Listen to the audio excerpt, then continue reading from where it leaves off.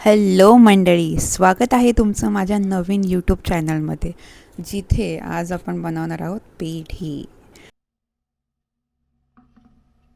सर्वप्रथम मी इथे घेतला आहे पॅन, त्याच्यामध्ये टाकला आहे मी मिल्क पावडर. मिल्क पावडरला आपल्याला व्यवस्थित भाजून घ्यायचं आहे, त्याचा कलर ब्राऊन करायचा आहे.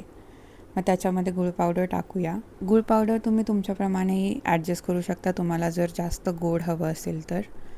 आणि नंतर त्यामध्ये मी टाकलं आहे दूध.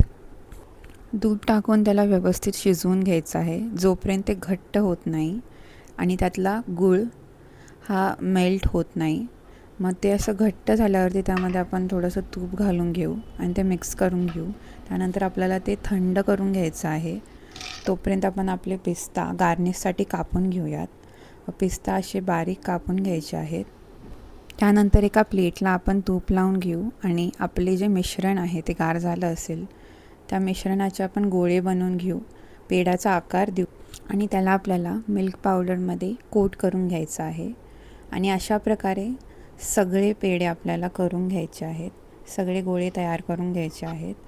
आणि त्यानंतर त्याच्यावरती गार्निशिंगसाठी आपण पिस्ता लावूयात आणि आपले पेढे तयार आहेत.